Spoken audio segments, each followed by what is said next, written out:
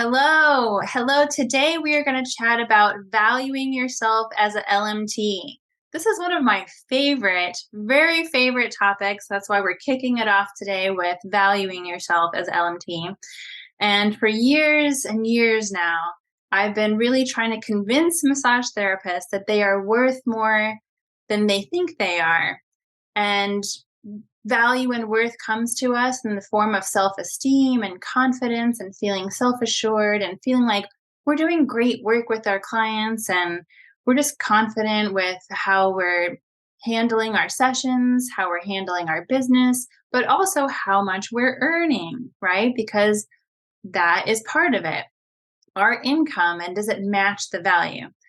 So I'm going to start with sort of a historical rundown on sort of my version of the history of massage and how did we get to a point where we were undervaluing ourselves, and how did it become a problem to where we all have to come out of this value problem, right, that we're in today.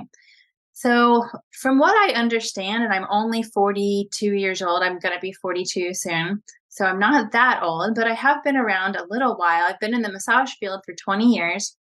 And from what I've heard from the older therapists in their 60s and 70s, when massage and body work was like in the Ida Rolf days, it was different.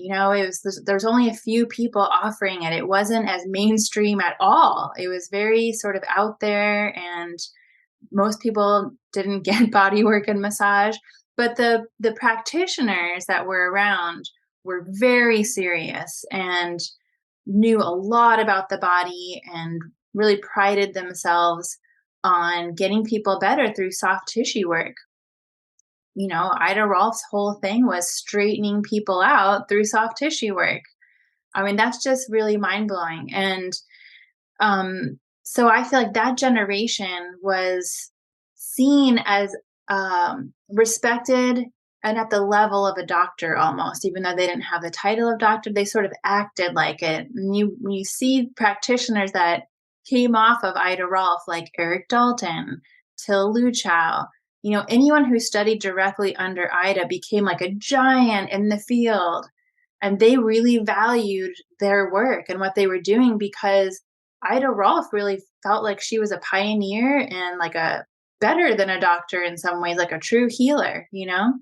Um, so I just feel like they were able to capitalize on her confidence and her sense of value, and they became giants in the field. And anyone who studied under them has also like acquired this sort of sense of value and confidence. So I really think how you get started in this field is really important in terms of how you view massage and body work, and then the level of confidence and value that whoever you learned from was passed on to you.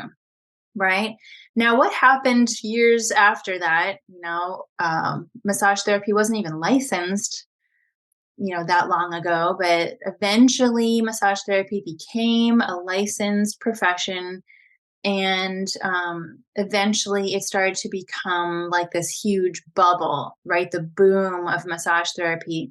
That's when massage schools were exploding, massage franchises. Now, I am old enough to remember when the first franchise started. And at the time, I was charging $80 an hour. I think this was 2007, maybe. And I remember looking at the prices at Massage Envy and seeing it was $39 an hour. And I remember having like this pit in my stomach. I was like mortified. Oh my gosh, how could they be charging $39 an hour? What the heck? Like, what are they thinking? And I just will never forget that feeling of just like, is anyone able to make a living? But I didn't understand the model. The model is that you have volume. You have therapists working every day, all day, and you're churning out as many sessions as you can that are at this lower price. And then you're taking a small percentage of each of these sessions. And that's the business model. So then franchise exploded. It was Massage Envy at first. It's like Hand on Stone. I think there's maybe one or two others. And so this was like when massage was big. Now, what we have to thank the franchise is for, honestly, is the marketing of massage and bodywork to the general public, which is why a lot of people in the general public now are open to getting massage and bodywork. A lot of people who maybe couldn't have afforded it before are getting it at these franchises. Love it or hate it, for it is what it is. We like that people were marketed to because they had a large budget to market to the general public versus small practitioners don't have $1 million budgets, right? So that's the good thing that happened. But the bad thing that happened was that sense of value of how much is a massage really worth, right? And so they did water down the pricing for us and offering these low prices that made the general public feel like that's how much a massage should be worth because they were marketing that the most. And then you have all these schools that exploded. And sort of the same thing happened with schools because I went to a school that was privately owned and I heard it was amazing when it was privately owned. But then it got bought out by a franchise, Steiner Education Group. And when I went to the school under the Steiner Education Group, the teachers' salaries got cut. Really great teachers left the school, and they were sort of just left with whoever was willing to practically volunteer their time. Or massage therapists that couldn't make it in the field were teaching just to pick up hours and extra income. And so to me, when I went to school twice, by the way. The first school was like a little tiny privately owned school, and then the second school was the one by Steiner Education. And at that point, I had already been in private practice and I had already been self-employed, but I had to go to school a second time because my California certification didn't transfer to Connecticut. And I'm so committed to the massage field that I went to massage school again. Isn't that crazy that I did that? I am actually crazy for doing that. But I was inspired, let me tell you. I was inspired to teach and to help other therapists actually learn what it takes to make it in the field that was not taught in massage school. Everything was watered down. We were learning from therapists that didn't value massage and didn't really teach us to value it. So I felt like I wanted to fill that gap. That's my personal mission, if you will. And I was taught to value what I do at a high level because my mentors were healers. I mean, really advanced master level healers. They charged very high prices and they matched those high prices with results. And so that was sort of my example. And I think that's why it was easier for me to follow in their footsteps, if you will, and to also be sort of mortified by the massage envy pricing. But, anyways, during the bubble and during the watering down of the value of massage, therapists came out of school already with that mindset of I'm going to go right into massage envy. And that's what I'll be getting paid is like 20 something an hour. And then if they did have the ambition to go into practice for themselves, you're still new and kind of learning about how to stand on your own. So there's always an insecurity of like, I don't want to charge too much because you have to feel like you compete with the other businesses in town or the franchises. And so this is the problem I feel like we're in. This is sort of like where we're left now. Okay. It's just, oh, how did it go from like the Ida Rolf days to where we're at now? It's just like a rapid descent in terms of value from the practitioner and value from the general public. And I am talking about the pricing and the rates. So what do I do when I'm trying to convince a massage therapist that they need to value themselves more? Well, I do like to bring up many points, and we're going to go through these points. And hopefully, by the end of me getting through these points, you will have some aha moments or some like hell yeah moments because you'll probably feel these things, and maybe no one has ever articulated it, or maybe you haven't said it out loud. But let's just start with the fact that we are in a healthcare profession. This is seen as healthcare. Maybe it's alternative healthcare or holistic care, not mainstream Western medical. But we're sort of in the genre of chiropractic, acupuncture, physical therapy, We're sort of these practitioners that work one-on-one with clients, and we're lumped into that category. Now, we don't have doctor in front of our name. To me, that's a pro and a con. Um, we go through school. I went to a 2-year program. I took medical classes, neurology, pathology, biology, A&P, right? Do I feel like I should be called a doctor? No, but we have to get licensed, and we had to go through this training, right? So we should deserve some credibility right there for what we had to go to school for. It's a trade. Did we have to go to school as long as chiropractors or acupuncturists? They're 3-year programs. It's not that much longer. But they get to be called doctors of chiropractic, doctors of oriental medicine. We don't get to be called doctors of soft tissue manipulation. Although we put our hands on people longer than any other practitioner. We are hands-on 60 to 90 minutes, 2 hours sometimes. And no other practitioner is spending that amount of quality hands-on time with the client. No other practitioner is doing that except a massage therapist or a body worker. And I think for that reason, that's why we get great results. I mean, when you're spending that much time with a person and you are actively working on their soft tissue and they're on the table, like letting go, and it's just 60 to 90 minutes, that's quality concentrated time for a lot of change and transformation to happen during that time. That's why also massage therapy is so popular and so just loved by the general public, because it works. Okay, we all know this. I'm preaching to the choir, but fascia is everywhere in the body. We are mostly fascia. It wraps around all of our organs, our veins, our lymph, our nerves, our bones. Everything is affected by fascia. When you are working with someone, we're not just working out knots, okay? You are affecting their entire mind-body system. You are affecting their health directly through your touch. So to me, this is really a type of medicine. It should be called that. It's not. And I understand maybe the pro of not being called a doctor, and the pro of this not being a type of medicine officially by these organizations that like to make things official is the liability, right?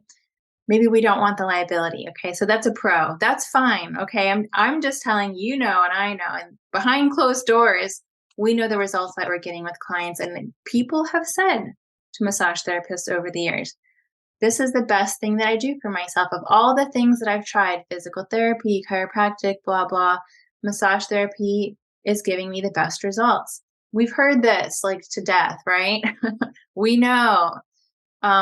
So to me, this is like, let's just not think of this as like rubbing oil around that's meaningless. Like, this really is at the level of medicine. You are affecting someone's entire mind body system every time you touch them, arguably more so than other types of care, just because of the quality of time and concentration during a session, and what can happen in someone's body during that period of time. So that's one huge point. Okay, huge. And that really bothers me, that we get paid generally the least compared to like a chiropractor, physical therapist, and acupuncturist, is that we're spending the most time with people. We're getting these amazing results, and our income is embarrassingly low next to theirs. Why? Just because we don't have doctor in front of our name? Is that it? Like, who decides these things? We do. We decide these things. Okay. No one else can decide this for us, actually. We have to really respect and understand how deep and meaningful this is, and charge what we feel like we're worth. So moving on to the next point, massage and bodywork is intimate. There are a few things you can do with another human being that are as intimate as massage and bodywork. You are skin to skin. Think how much exchange happens from skin to skin. You are in this person's energy field. You're breathing on each other. You're exchanging energies with each other. It's so intimate. It's so intense, because like you're right on top of them in their field, and they're affecting you and you're affecting them and you become entangled. This is a quantum term, quantum entanglement. Your energies become entangled, especially if you really care about helping a client and you really want to connect with them and they really are receptive and they want to connect as well. There's this really just intense and intimate exchange happening that doesn't happen in any other profession, really. I mean, massage and body work is a unique and rare thing. It's a unique and rare experience for the client and the therapist. It is intimate, okay? Um, that's also why it works so well, but it's also why we tend to feel so drained and tired at the end of the day. This is energetically intensive, it's mental because think about the intellectual pressure that you have of what am I going to do for this person during this session to help them with these issues and these concerns they have about their body. You have to on the spot figure out I'm going to do this treatment, I'm going to do this method, this protocol. So there's like a lot of mental pressure in a way to perform and know what to do. Obviously, with more years under your belt and more hours, that gets easier with time.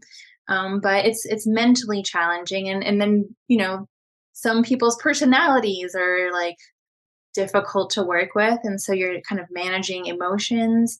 Sometimes it's emotional if you're really like concerned about a client, or maybe they're airing out their grievances, and it's a really heavy session of them like sharing intimate details of their life and it's physically demanding. You are using your body to help someone else's body. And there's a lot of repetitive movements, right? There's so many repetitive use injuries. Burnout is high because it's manual labor, you know? It's manual labor. Let's call it what it is. It's physical. So it's physical, it's emotional, it's mental, and it's energetically demanding. That's why we're exhausted at the end of a long day. Okay. This is not like you're just sitting at a desk mindlessly doing some admin work, right? This is so intensive that you're putting out way more energy than most people are. Way more energy. I mean, do you know how many people sort of like monotonously go through their day at work, not putting out even a tenth of this energy? I just want us to take this in for a moment, like let's not take this for granted. This is a lot of work and it's your energy and your time, which is valuable. Okay, moving on to the next point. What about just where else can someone go to be cared and nurtured? And just how valuable is that in society? A place that you can go take off all your clothes and feel safe and cared for and nurtured on someone's table that maybe that person you don't even know them. It's kind of wild when you say it like that. It's just really special that people feel like they trust us. They're willing to let go. Where else can they do that? I can't think of anything that comes even close to that. Where can you feel vulnerable and just de stress and let go of all of the garbage that you accumulate in your mind body system? It's just really special. It's rare. People don't have many other options in their life unless they're avid yogis and meditators and they go to, nature retreats. And even still, sometimes you don't let go and get that vulnerable in those practices. So it's one of the best options I think that people have to be in the process of healing and being in a journey of reconnecting with themselves, actively letting go of all of their stress and their pain and their tension. It's a wonderful training. That actually is how I understand healing is you have to go into your body, you have to reconnect with your own body because we're all so like distracted and mentally monkey mind everywhere that we are disconnected from our bodies. So like just to spend time feeling into your body and having someone else put their hands on you so that you can feel what they're bringing up, right? How many times have his client said to you, this has been 1,000 times probably, I didn't even know I was sore there. Oh, I didn't even know that that was happening there. It's body awareness. They're learning about what's happening inside of them. and they're practicing letting go. They have to breathe through it. They have to practice relaxing. I mean, where else are people going to do this? Unless it's a yoga class, which is great. People should be doing these things too. But generally, from my experience, this is one of the only things people do that's in this sort of practice of healing, self care. So it's meaningful, it's valuable, because if we aren't doing these things, we know what happens when you have an accumulation of stress? What happens when you have an accumulation of inflammation? All the number one killers, you know, stress and inflammation are the precursor to all disease. And what is, one of the best things you can do to de-stress? Get a massage. It's one of the best things that people actually do. There's plenty of things that people know they should do and they don't do, but isn't it just wonderful to go to an appointment, lay on someone's table and have them do all the work? That's why massage is so popular. That's why people love us. Okay, what's the next point? Just caring. Yeah, I would say caring is undervalued. Um, we're we're trying to be on this planet and be kind to each other and feel like this is a safe space for us to not just be constantly traumatized all the time, which is actually happening all the time. Caring is of an important value, and I find that most massage therapists do. Why would you even get into this profession, honestly, if you didn't care about helping people? Are you going to make $1 million as a massage therapist? Most people don't get into it for the money, which is also kind of the problem. You come into it because you genuinely have a heart to help people. You genuinely want to care about nurturing and creating the safe space for people to heal from trauma or pain, what have you. And so, we do have the tendency to lead with that and devalue ourselves, especially financially. So, with all of these points, and really there's a lot more, especially if you've invested in advanced level training. I mean, man, now I'm working with therapists who have been to all the gurus and all the high level trainings, and they have really invested in themselves to be this incredible practitioner in tools and equipment. Just, if you're one of those therapists that like you want to be the best and you're investing in all the things, all the trainings, all the tools, man, you got to get that investment back, right? It at least has to match. Okay, so now where do we go with are you valuing yourself currently? Are you undervaluing yourself? These are questions you have to ask. Are you happy with your income? Could it be more? How would you feel if it was more? How do we feel about charging clients more, right? And this is where it comes down to what would you pay, if you were in your client situation, and what would it mean to you? There's so many stories, and I have a couple of my own, and I've heard plenty of others where, it's just about matching. It's not about overcharging, and it's not about undercharging. It's about charging the exact match. Only you can know that.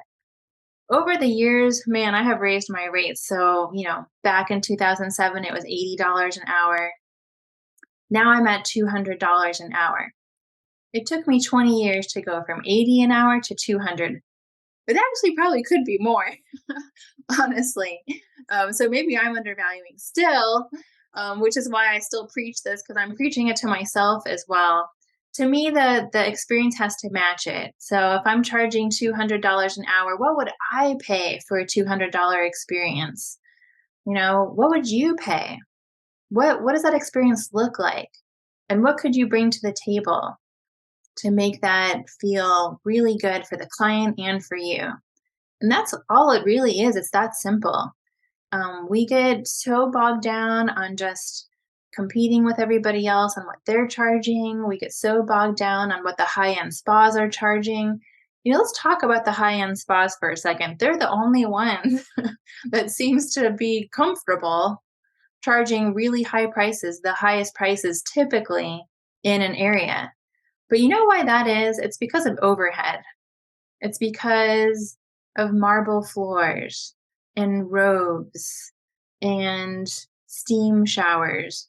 They have really high overhead. Most of that is probably going to just pay their monthly bills.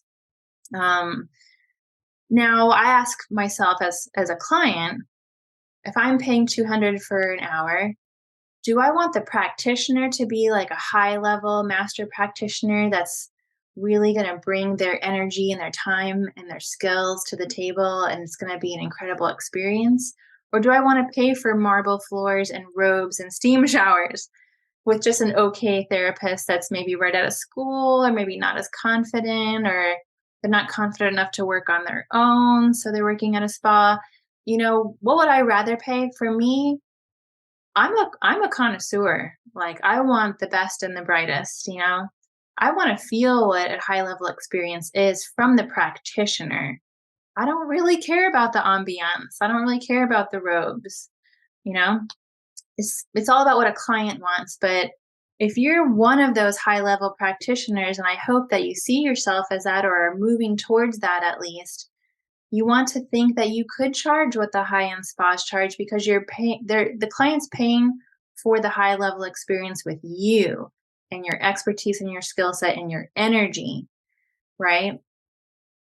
I'm just saying. I'm just saying we should if you are that therapist and you've got these years under your belt and these hours, you know, we shouldn't be afraid to charge what the spas are charging.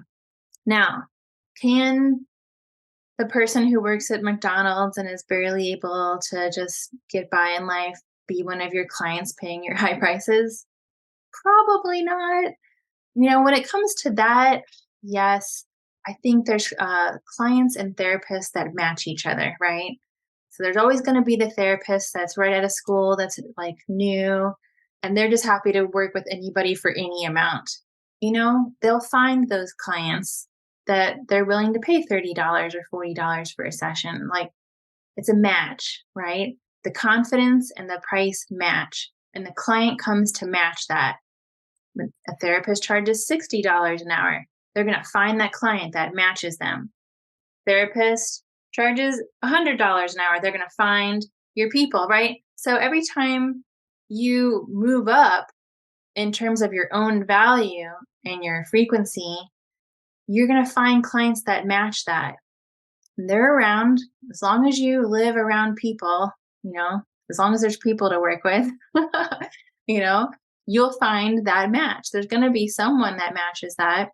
And are you going to charge $500 an hour in a poor community? That doesn't make any sense to do that. That's kind of like, are you going to sell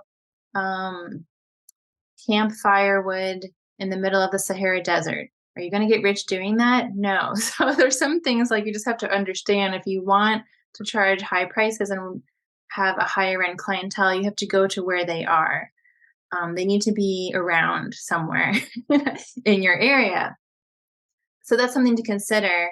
For me, I think it's okay to think about working with a higher end clientele. Typically, those people are educated and are connoisseurs and really understand what a high level practitioner does.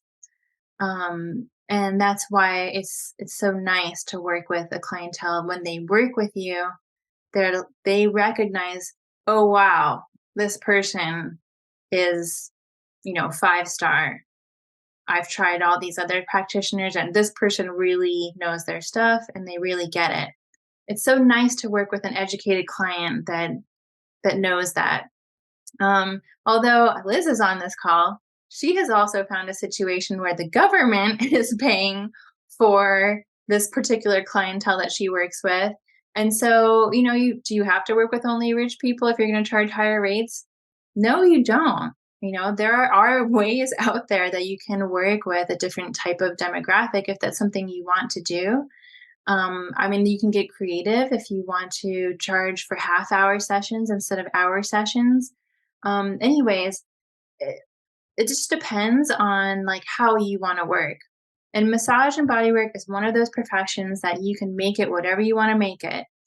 If you want to earn a lot, you can earn a lot and you can charge a lot. It's there. People are doing it.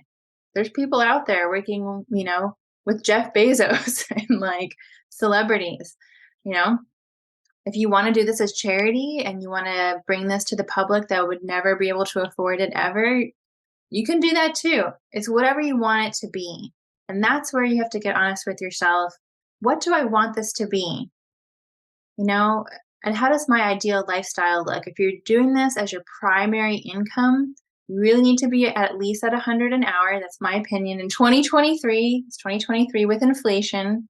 What you can, and the dollar doesn't go very far that much anymore.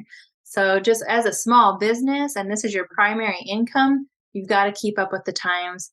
You've got to keep up with expenses, right? Because I was telling a therapist today, when you charge 100 an hour, you're not just getting paid for that hour. You also have to pay yourself to run your business and do all the social media posts and write all the emails and do all of the things that a business owner does. You're paying yourself for that time also in your hourly rate. That's just something to think about.